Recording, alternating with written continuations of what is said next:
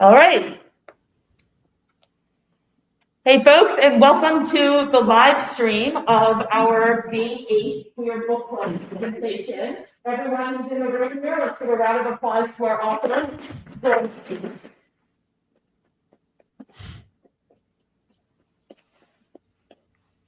Hello.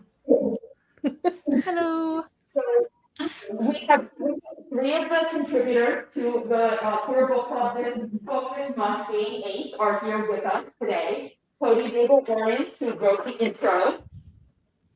Everyone can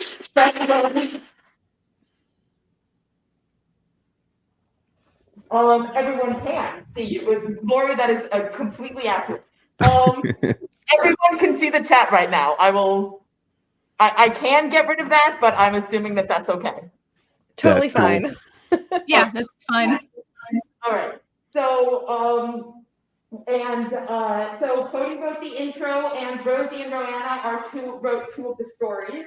And some of us here have read the book, some of us haven't, but are very excited to, because now we've got our hands on it. Today we're going to be, we are going to be asking you some questions, and then we hope that you all will talk a little bit about what it was like for you to be to contribute to this book, this first ever, I think, YA anthology of all ace stories. So, so do any of you have anything that you want to say to get us started? Well, let's all introduce ourselves more formally, if that makes sense. Since can y'all hear me okay?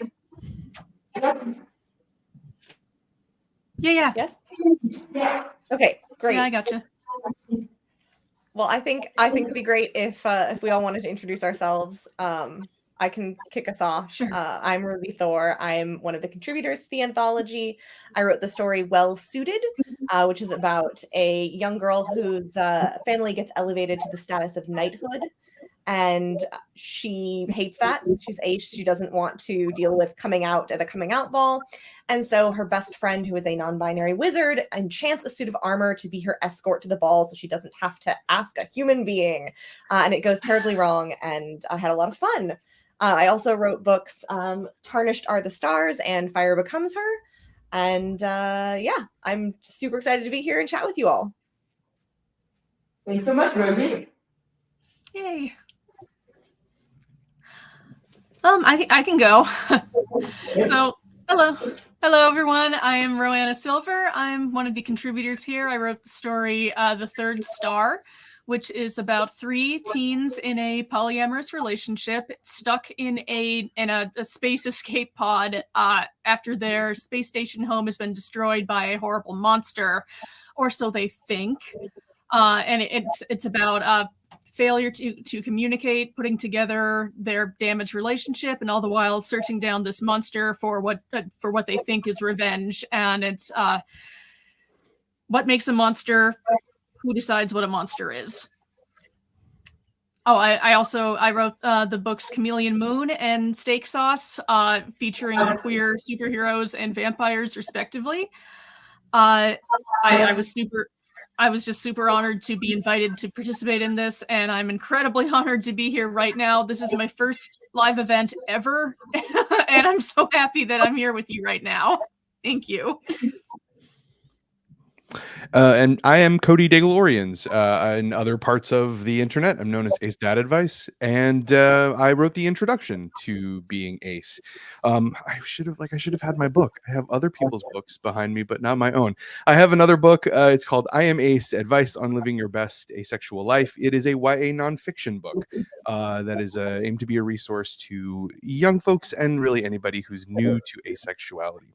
And yeah, I was delighted to be invited to write the introduction. I got to read a chunk of the stories while I was writing it, and it was a delight to be in these worlds that the contributors of the anthology created. I'm not sure how we're doing this, Nathan. Are we getting questions from you, or are we talking amongst ourselves? I did not prepare anything, but I can totally wing it if we need to talk amongst ourselves. With my phone so that you can see something other than just the general. Here we go. There we go.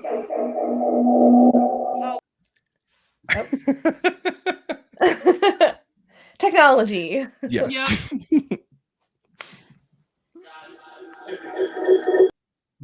Oh yeah, it's gonna loop him. I'll be louder. Otherwise, and if any of the people that are here have any questions, then they can feel free to say them, and I will repeat them, or you'll hear it. Sound good? I'm assuming that. So, question number one is going to be this. So my first question is: this is the first, as far as I know, anthology of all 8 stories, which is super awesome. What is there anything that? First of all, I'm assuming you all have read all of the stories. Yes, I've read the whole thing. I don't know if either of you had the chance to read the whole book. Most of it, yeah. All right, so I have read the whole book. I enjoyed the heck out of it, including each of your contributions. So thank you very much for that.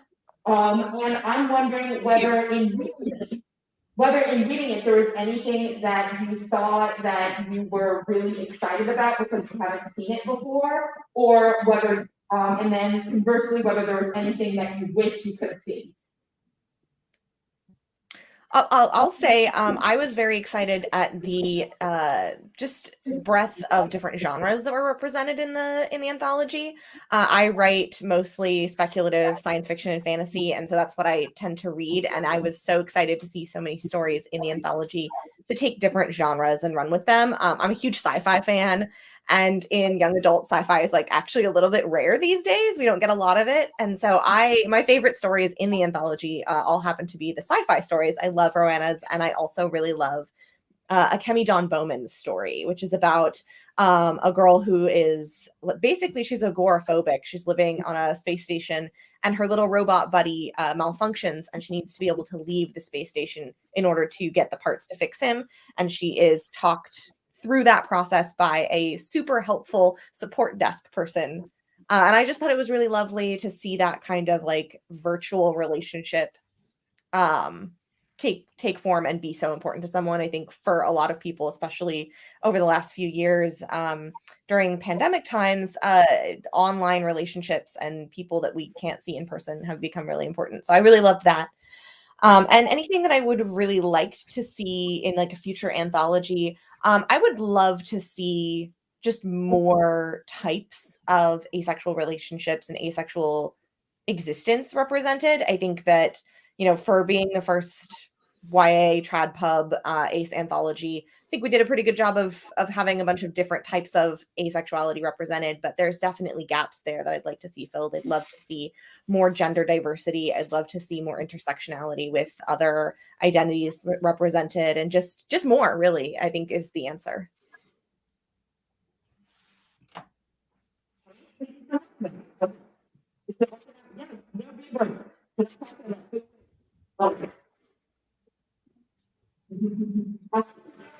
We cannot hear you at all if you're talking to us. That's the problem. Well, as much as awesome and amazing as this is, I think I'm going to stick with just sitting by the computer and yelling. Yes, I think that's a good plan. Thank you. I'm very sorry about that. But okay, so thank you so much for that answer, Rosie. I completely agree. Seeing the really wide variety of different kinds of aces was amazing, and I would love to see more of that. Roanna or Cody, do either of you have? Honestly, Rosie said it really well. I love seeing the just the sweeping different genres. So many takes on being ace. So many perspectives. I think we have a really good blend of genres. But I would love to see some more gender diversity, more relationship and attraction style diversity, more different cultures. Just more is definitely the answer. Like, just you cannot go wrong with including more.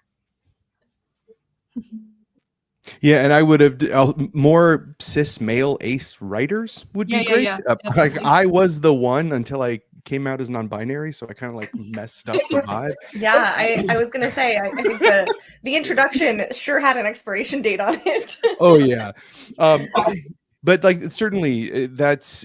But and as in the introduction, like it is a lot harder for cis men to sort of see themselves in asexuality. So as we make that more possible, I hope that we do see more cis male writers who are ace, who are tackling stories and telling stories in this world and our community too. I totally agree with you. And to your point, I think it's fascinating. I've had several conversations with other people in the space, just writers or reviewers, editors, about that particular gap and wondering, what can we do what can we do about this? What's going on? And the reality is that there really aren't as many writers who are out, who are ace and male and cis male. And I think that that's interesting considering that most of the mainstream ace representation tends to be cis male. And it's fascinating to look at like things like Heartstopper that have a really central ace male, like there's a character there that's very visual or very, very visible, and this very mainstream media, and yet we don't see the same thing happening in terms of like who is creating the work. And I'd really love to see that balance out more. Absolutely. Agreed. And well said. Yeah. I'm switch to some questions, but do any of you have questions either about this book or about ace fiction overall, or ace representation overall? These are three really great ace creators. So if you have any other more general questions, feel free to check them out. I have a question that's more about the writing process. All right. What was it like collaborating on a book and things? Can you talk about like the process of working? Yeah, so what was it like to, I don't know if you heard that, what was it like to collaborate on an anthology together? What was that process like? Especially because all of you have written on your own before, but not anthologies, unless I've missed something. Mm-hmm. I loved it, honestly. It's every part of it has been so exciting, and I really, really loved Rosie's story, and well suited. It's just so fun and with so much heart, and that's definitely one of my favorites. Just being part of this is incredible. I've mostly written indie stories so far, and this is really my first trad pubbed anything in a very long time, and it's incredible to see ace legends here and be with you. It's just been the trip of a lifetime. Speaking of collaboration, I do want to just mention that this has been a very cool thing for me and Rowanna, I think, because we collaborated quite a bit on our stories. Yeah. We actually are critique partners and we share our work with each other. And so during the writing process, we sent each other our drafts and we're like giving each other notes and helping each other along the process, which is very fun. And it's cool to then get to have that work exist in the same book together. Most of the time when this happens, it's like, you send me something and then, it makes its way into the world and I get to celebrate that, but I'm not a part of it in the same way that we were both a part of this. Yes. And I think that that's really special. And I feel that way about so many of the stories and authors in it. Several of them are critique partners of mine. Lindsay Miller is one of my closest friends and critique partners as well, who's in the anthology. And it's just really cool to get to work on a project together. As far as collaboration goes, I think we all kind of voluntarily had that collaboration happen. Whereas I don't know if the same is true for all of the other authors. I certainly did not get to read or collaborate with most of them. And the process is very much, even though we're all doing this work together, it's all still very isolated unless you make it not isolated. And that's been my experience with writing in general, is that you are writing kind of in this weird vacuum by yourself and you choose to share it with people when you can.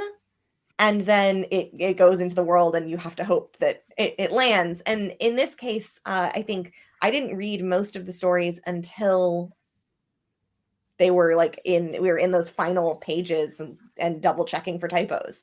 So there is that kind of surprise at the end still of like, what is this going to look like in the end? The only people that we really collaborate with are those people who we're already in collaboration with just because we're friends. And then Madeline, our editor. And she's the one who kind of collects all of our stories and gives us feedback and everything. So it is collaborative, but it's also still very solitary, I think. Yeah. Yes, I was so glad to have you to work with this time around. It made everything so much more fun. Yeah, I think it's fun to work with people. It's one of my favorite parts of writing. Mm-hmm. What about you, Cody? Anything? I don't know what your process was like because Well, you did the introduction. Oh yeah, well, I mean, I was off on my own little island, and I got, I think, 6 of the stories when I got the invitation.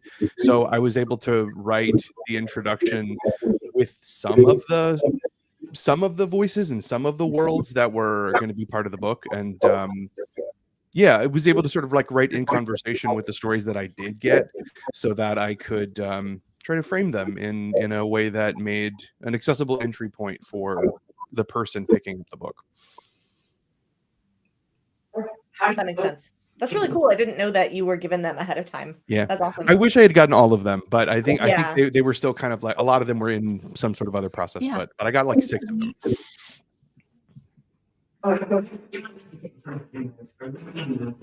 Next question. How did you get started? What initiated? You mentioned that Madeline Dyer was the anthology editor, but did Maddie reach out to all of you first, or like who was she the person who was talking to the publisher, or how did all that get going? Well, I She can't reached out speak to me for first. you two. Yeah, go ahead. Mm-hmm. Oh yeah, I mean, she definitely reached out to me first, invited me to submit, and just was there every step of the way, just with really helpful feedback, and has definitely been just taking point on, communicating with her agent and the publisher and everything, and just really running the show. And I just have a lot of respect and really grateful to Maddie, especially with some of her like health issues she's handling right now. So just really thinking of her always. Yeah, Maddie's great. Yeah, I saw there was a call on Twitter for submissions. Back when it was still called Twitter. Back when we were still there. And she had mentioned something about wanting to do an ace anthology, and I had replied to it, I think, being like, that sounds cool. I love that idea. And so because of that, she reached out to me. And then I think I actually gave her your name, Roanna. I was like, if you're gonna do this, you have to invite Roanna. Like, I was like, yes, that's right, you did. Yeah, I remember I gave her like half a dozen names of people who I thought would be good fits for it. I don't think they all ended up being part of it, but I was very enthusiastic about the idea from jump. And honestly, the process of going like from the inception of building a list for an anthology to actually publishing it is kind of wild. And it was over a year, I think, or 6 months at least. Between us like all giving our pitches and putting the anthology together for submission and then actually finding out that it was going to be published. And so a lot changes between then, like certain authors will drop out and things will happen, but Maddie really handled all of that on her own. I heard almost nothing until suddenly we'd sold the book. So yeah, and I must have come in so much. Yeah, I must have come in like much later than that. Because the whole table of contents was done. All the stories had been picked, and they were mostly all finished by the time she reached out to me to invite me on board. So yeah, I'm on my own little island. There's like the anthology experience, and then mine somewhere over there. Well, I was very curious about that. So I'm glad we got to do this event, because I was like, I wonder what Cody's experience was with this, because as far as I know, came in much later. Yeah. After we'd already all written our stories and everything. And I thought, wow, that must have been like kind of a wild thing to come into partway through. Yeah, well, once I said yes, we zoomed for a while to just sort of talk about the what made Maddie come up with the anthology and how she put it together and the vibe that it had once she knew what all the stories were. So we talked a lot about also like what she wanted the introduction to do and how she was hoping to frame these stories and get us into the world of them. So yeah, by the That's cool. luckily all the fun part had happened before I got to join in, but it was really cool spending some time with her, kind of talking about hearing her talk about her passion for the project and how much it meant to her. And yeah, it was a cool time. All right, next question. Like contributing to successful and the question so one of our audience members in here was asking Cody if if they had wanted to contribute something else, like a story or something else, and whether they enjoyed the experience, but also wanted to pass on that they really loved your book, and it was the very first Ace book that they read. That she read, and so she really appreciated it. But Yeah. No, I'm pretty comfortable in nonfiction. I'm feeling okay over in nonfiction. No, I wasn't. Fiction isn't so much part of where I'm kind of thinking I'm going to be or go. I'm going to stick around, hopefully in YA nonfiction for a while. But thank you for the nice thing about I'm Ace. I appreciate that.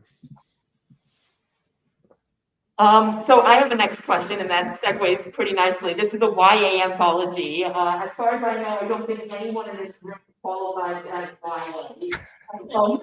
Maybe some new adults, but what I'm wondering is, what do you think is and we were talking earlier about the fact that a lot of mainstream ace fiction is YA. And a lot of it is, what do you think the importance of the YA genre is for aces? Do you think it'd be possible to kind of break out of that into more adult stuff? Well, like honestly, yes, because a significant number of self-identifying ACE folks are very young. I think the median age from the last ACE community survey is 18 years old, which boggles the mind because I'm so far from 18 years old. But yeah, it's so many. I think the community is significantly younger than me.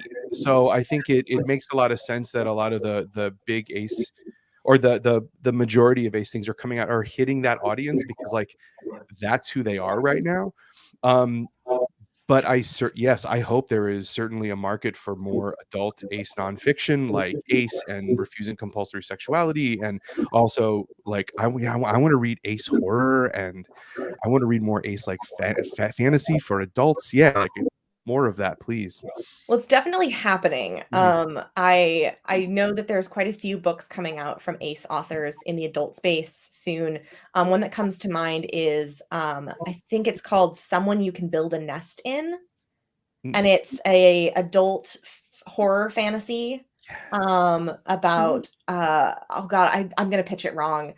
I've seen the cover and it's stunning. Just look it up. That's all I'm saying. I think it's John Wiswell is the author, I believe. And so that's going to be great. There's also some really good like ace sci-fi and fantasy happening in adult spaces. I think that when we say that there's more ace YA, I think what we're saying is there are more books with a very ace forward way of marketing them that are in YA. I think that a lot of books that include ace characters in adult don't get marketed as ace books. They get marketed as books and they happen to have ace characters. And I think it's a difference in marketing more than it is a difference in content, because we have a lot of books in YA that I think are very identity forward. I think that in YA, oftentimes they are interrogating questions of self and questions of who am I as a person. Whereas in adult, I think oftentimes we're navigating more like larger structures and how do we How do we deal with, being divorced and also saving the world? Or, there are different questions that are being asked, or there are questions that are being asked in a different way. Whereas I think in YA, we have that moment of identity question, and that's something that is being, I guess, marketed as specifically in YA. I would also say that, there's the question of, do we have more ace YA because there are more ace teenagers than there are adults, or do we have more ace teens and young people who are able to come out and know who they are because we have more ace YA? And I wonder, to that extent, I think it's an experience, Cody, you've talked about quite a lot, of coming into your labels a little bit later on in life. And that's something that I think is really powerful. And I think a lot of people feel when they hit a certain age, they have to know who they are and they have to know their identity labels, and they can't change those. But we know that's not true. And I think there is kind of that reluctance to change, or reluctance to question, among a lot of people who are, not 15 and trying things out and figuring it out, and they have that flexibility in the rest of their life to figure it out. So I do wonder, if it's, I think what you said, there's the median age is 18 of people who are out. And I think that's really telling about who feels safe to come out and who feels represented. And so I hope that there's more adult ace books that hit that sort of mainstream, because I'd love to be able to see that represented and have people like me and like you get to see ourselves on the page at our age rather than as teenagers. If that makes sense. Yeah, well, I think there's like to think through that. I think there's going to be there is a growing number of people who are coming out at my age, and I think there's going to be a very interesting community of not just ace, but also aromantic folks, folks who are intersex, folks who are non-binary, who are coming out a lot older, recognizing the language and identifying a lot older, but not necessarily coming out into existing systems like in the gay and lesbian community, where if you come out older, there's a whole world for you that's all ready to help you navigate it. Where there will be this in my mind, I've been calling them like late bloomers to some degree, like the bloomer generation of ace and arrow folks, where they're both the newbies and the elders in a community at the same time, and being able to talk about aceness from this perspective, to talk about it being aromantic from this perspective, and I'm excited for those. They're starting to find each other in online space, and I'm seeing them in my community. I think I'm going to be very interested to see the impact of that group of people on the overall story that we tell about aceness. Yeah. Well, I have good news for everyone. I'm coming from a much more indie community, indie space, and I write pretty much exclusively adult, very ace-centric science fiction and fantasy. And it's happening. There are so many incredible ace creators making amazing books in indie spaces right now. Alyssa Chiavari with the incredible Iamos trilogy, the sweeping time-traveling Mars and Earth story. It's amazing. And the third book, One World, just came out. Claudie Arsenault with Baker Thief and City of Strife. She's currently running a Kickstarter for an ace friendship-themed D&D style campaign. I'm reading it right now. Yeah, it's on right now. There are some. I helped a while ago put together Common Bonds, which is an aromantic anthology. Rosie actually had a wonderful story in that too. And there it is. Yeah, you got it. Yay! Awesome. And so yeah, and all of these that I just mentioned, I believe are adult. So it's happening, and it's incredible to be in the indie scene right now, just as incredible as it is to be included in this. And there's so many cool things happening. I'm so excited. Just to speak to that, I would say anytime, and this is something that I always have to remind myself too, because it comes up, especially in traditional publishing spaces where we're talking about books. Anytime we say, oh, I wish there was more of X, indie is already doing it. It is already happening in an indie space, self-publishing and indie publishing. They are putting out what traditional publishing hasn't yet decided is marketable.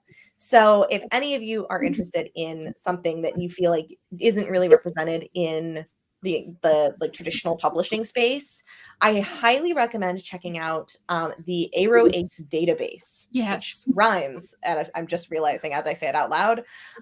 It is a wonderful resource for finding aromantic and asexual stories. Everything from trad to indie published work is on there. There's lots of different sorting options to find like specific labels or specific genres. It's great. And I also recommend checking out the LGBTQ Reads blog, which has pages for every sexuality and label across basically everything. So it's also a really good resource. Yeah. Yeah, the Arrow Ace database was also put together by Cloudy, our Snow, who I just mentioned, and she has just been like this incredible light in the ASPEC community, putting together this amazing tool, and just cannot give big enough ups to Cloudy. Yeah, Claudia is the first person I encountered in the publishing space who was writing aromantic and asexual stories and seemed to have like any knowledge of what was going on in that space. And so when I entered in as like a fresh new, like, I wrote a book, don't know what to do with it yet kind of person, Claudia was there doing all of the things, and it was really inspiring to see that. Claudia's books were, I think, the first books that I picked up purposefully looking for aromantic and asexual representation. Just in general, everybody read Claudia. Yeah, please. Oh, Alyssa is actually here in the chat. Oh, hello, yay. Alyssa. I'm so glad to see you.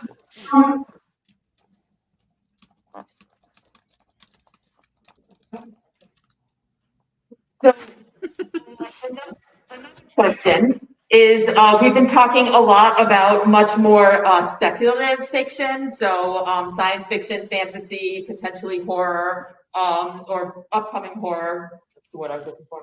Upcoming horror. So what about, do you think that why do you think it is that there's so much more space for spec stuff in YA and speculative fiction, stuff that is less realistic, I guess, and so much less space in like, less genre fiction?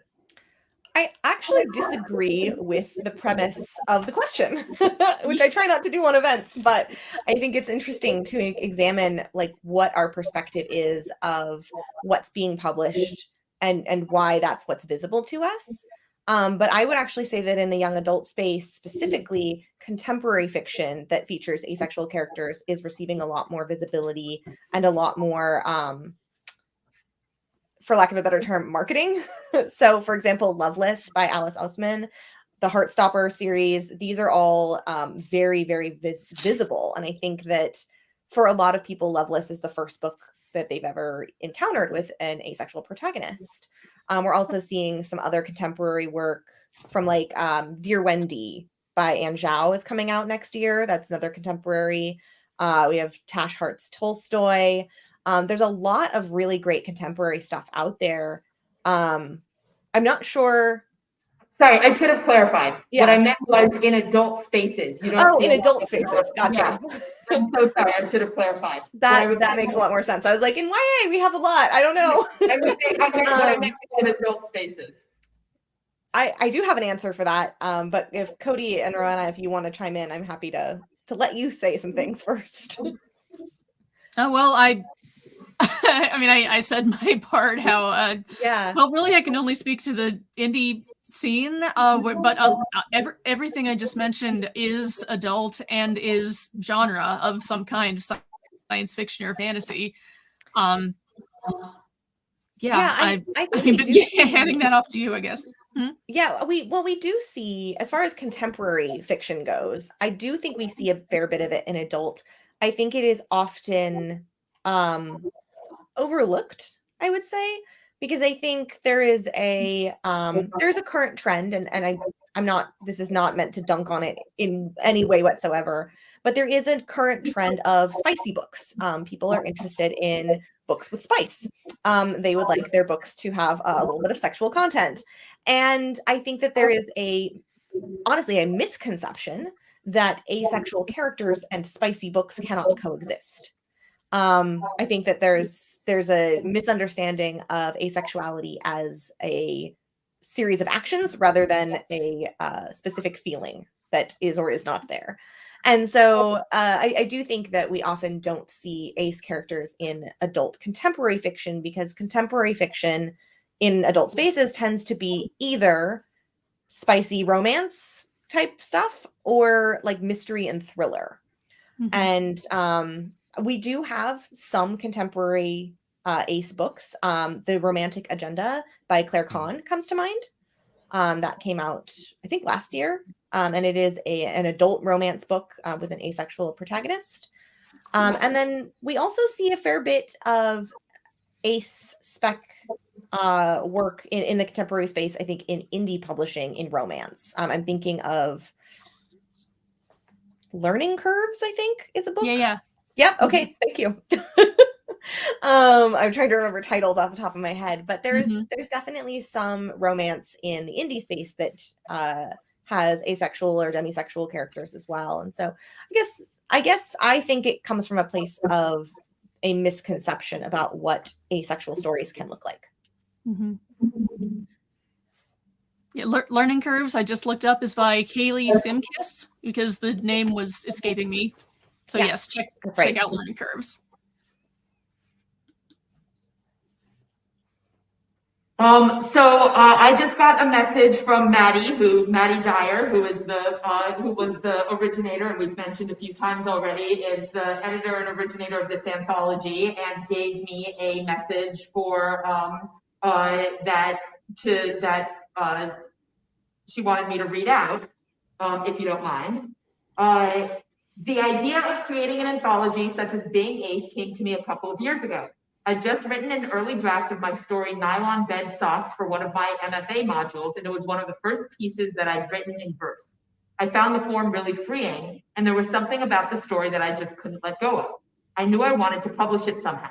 Writing an ace spec story that focuses around correction assault, which quite a few ace individuals experience, was very liberating for me, and it was something I had not seen in fiction before. I began thinking about the other parts of being ace that may not be represented in fiction, and that's when I realized I wanted to create a whole anthology. I ran the idea past my agent, and we came up with a proposal for the anthology, while I put out an open call for submissions and invited some authors to submit directly.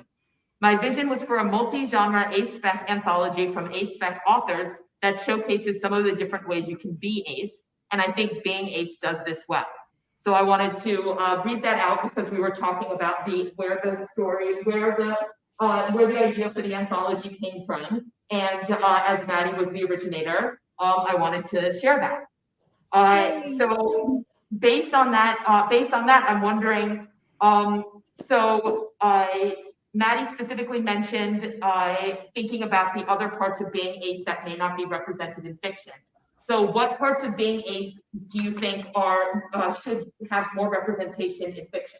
And would you want to see more represented in fiction? We talked about that a little before, but based on what this book has and what we've been talking about, what we see and don't see in fiction, what parts of being ace do you think needs to be there more? Well, like we've been saying, I would love to see more relationship diversity, more body diversity, different ways to be ace, like both overlapping with aromanticism and not. Give me sex repulsed aces, give me sex positive aces, give me aces who don't care, who do it when they're bored. I don't know. Ace kink, which doesn't need to be sexually explicit at all, but has so much to offer and is so fascinating in the psychology of it and how people work. neurodiversity is a huge one. I wrote mine from an extremely neurodiverse point of view because it is so inextricably linked to how being asexual operates for me and how that comes across. And and agender. My protagonist, Orion, is agender, and I call it the 4 A's in it. It's asexual, aromantic, agender, and autistic, and all of these things go together so strongly, and they're such an overlap, and they inform all of each other. And I would love to see more of all of the above. I'd be over the moon to see more neurodivergent asexual fiction, nonfiction, anything. That's just something really, really dear and important to me. I would second representation that is sex favorable, and I would love to see some asexual characters that exist in the queer male community, in the gay male community. That's kind of a world I'm living in, and I mean I'm like a weird little unicorn in gay world as an asexual person. And just when you were talking, I was like, one of the things I really love about this book, and where I hope some of these representations can come from, is giving more ace writers the opportunity to tell stories that are very specific to them, and so that there are more diversity in us, so that we can tell our particular stories and have space to share what is true about aceness for us, so that the story of aceness is just broader in general. And it is one of the things that I really appreciated about this anthology, but there's certainly like a lot more room for that. And we get a better picture of what aceness is like when we are telling our own stories, and particularly like the very specific ways that we are inhabiting our aceness. I so agree with that. I think the more types of ace narratives by ace people, the better, just because no two ace people experience asexuality and experience relationships and experience love and connection and just the world in the exact same way. It's not ever going to be precisely the same, but we are going to see crossover, and I think that's really powerful to see. I would love to see specifically just everything that both of you said, but some specifics that I would really like to see more of are queer platonic partnerships. Yes. I personally really like to write them. My story has one, and it's something that's very close to my heart. So I love seeing queer platonic partnerships. The other thing that I'd really love to see is more asexual elders, so to speak. So older characters, not necessarily, they don't have to be the main characters, but just older characters who are ace. I think there's a really powerful moment in seeing someone who is older experiencing a queer identity and knowing that they got there. It wouldn't be an event with me if I didn't bring it up. But Our Flag Means Death is a great example of queer representation in an older generation, and seeing them come into their identities and be alive at that age and like actually get to that place. And there's something really powerful in that. For a lot of us, there is this kind of weird, like, do we even get to grow old? Do we get to grow up and be who we are and stay who we are? Or does that get beaten out of us? Does it, do we get to make it? And I think there's something really powerful about seeing adults who are happy and ace and thriving.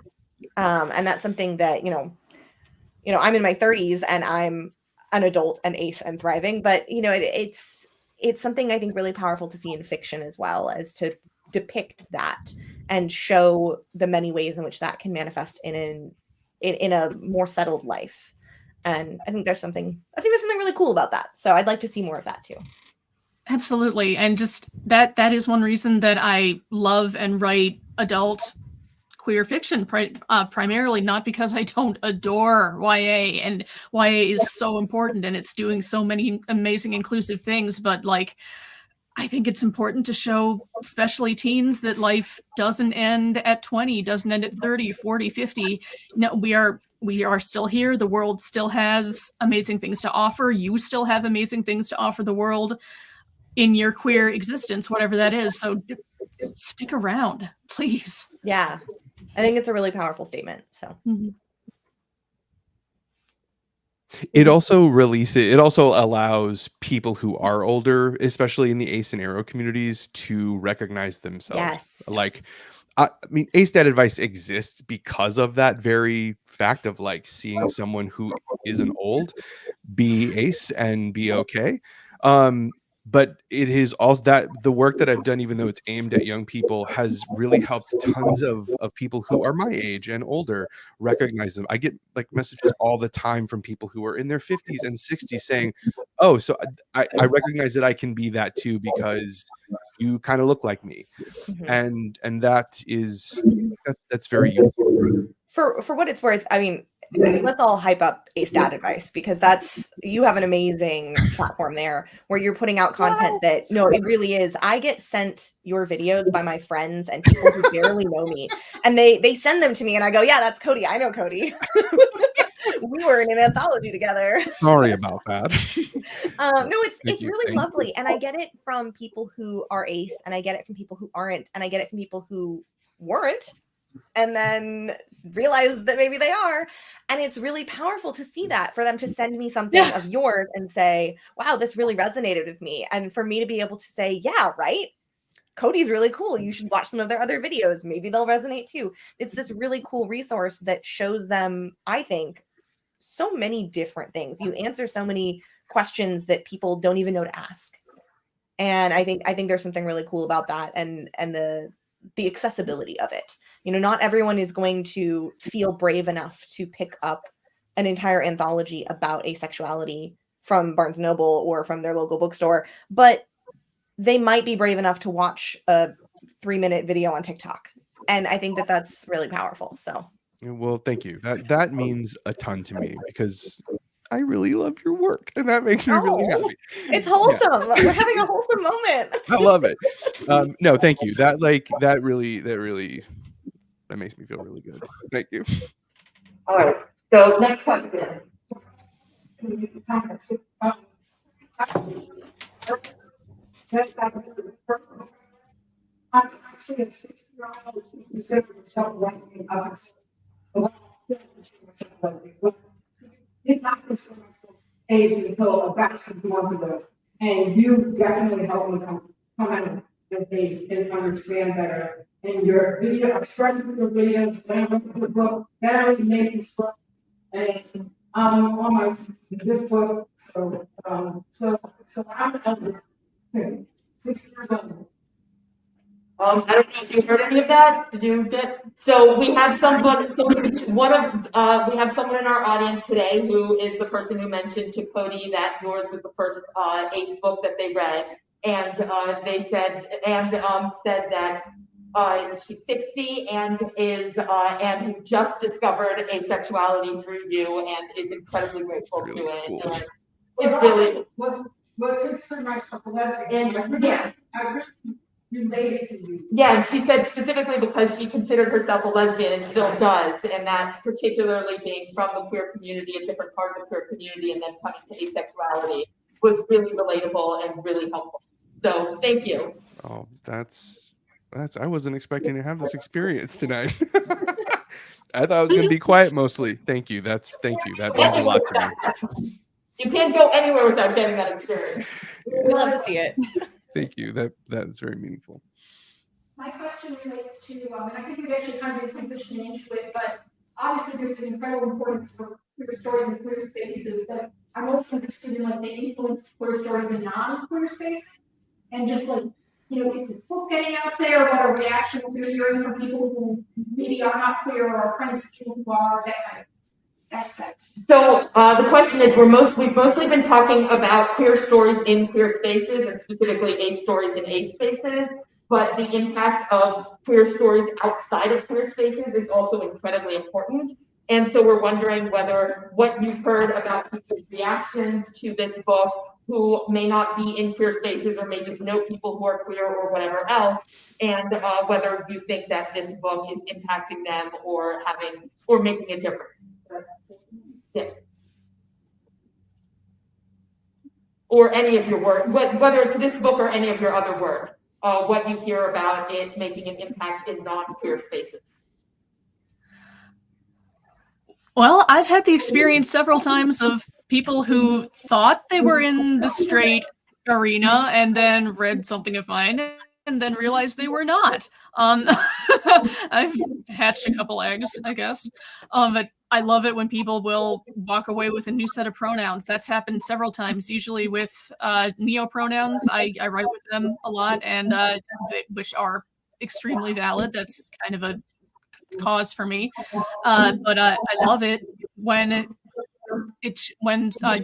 your work shows people something they did not know about themselves. And I mean, obviously, if they do not, that is fine completely. But I love it when it does. I've also had that experience, and I think it's really cool. An experience that I've had that only a couple of times, but it is, I think, also very valuable. Is I've had readers read my work and then give it to their parents as a way of saying, hey, this is me. Can you read this too? And we can talk about it. They might not be ready to talk about themselves and exactly how they feel and exactly where they're coming from, because oftentimes they're young and they may not fully have the language or the understanding of who they are, but they recognize something about themselves in a character. And so I think it's really a powerful tool for communication and for discussion with people in your life. I have often felt that book recommendations that we make to our friends are a reflection of who we are and a reflection of what matters to us. And sometimes that's something that's really personal, like identity labels or pronouns or, you know, certain feelings that we have but don't know how to talk about yet. And sometimes it's as wild as, hey, I like so many jokes in this book. Do you notice the puns? They're so cringy. You know, it's like we're sharing a piece of ourselves. And so I like to think about that when I give book recommendations of what am I sharing about myself with this person by recommending this book. And I think that can be a really powerful tool. So that's something that's cool that's happened for me with some of my work. I don't know that I've had any experiences thus far with the anthology of people who are not in queer spaces reading it and having some kind of reaction to that. I think that it invites readers who are in the space or who are interested in the space more than it invites readers who are outside of that space, if only because it's called Being Ace. We have a big ace flag on the cover. Like, it's definitely, we know what this is. I think it's much less likely for a allo cishet person to stumble across it by accident. Whereas with some of my other work, I think it's more common. And with my other work, it is more common. And it's also more, reactions are much more varied. Mm-hmm. I will get some people who read it and say things like, oh, wow, I learned something today. That was cool. And then I have other people who read it and I'll never forget this. Somebody once called the queer platonic partnership in one of my books a stale romance. And I thought that was incredibly funny. Like, it's offensive, but it's also really funny. But also kind of thank you. And so, you know, it's kind of, some people come to things like that with an open mind, wanting to learn, and some people come to it with an expectation, and when their expectation isn't met, they're disappointed. And that's just kind of how we have to live with putting work into the world and knowing that it will hit an audience and sometimes resonate and sometimes not. Mm-hmm. Yeah, for I Am Ace, I've had the really great experiences hearing from parents and kids who share the book and read it together and learn together, which has been like that's pretty cool. That's the best. Yeah, it really, like, it be having it be the tool that helps them understand each other more completely is like, it's better than a Goodreads review. Yeah, it is. I mean, what are you talking about? We don't read those. Right, what's that? I don't know. What's Goodreads? Never heard of it.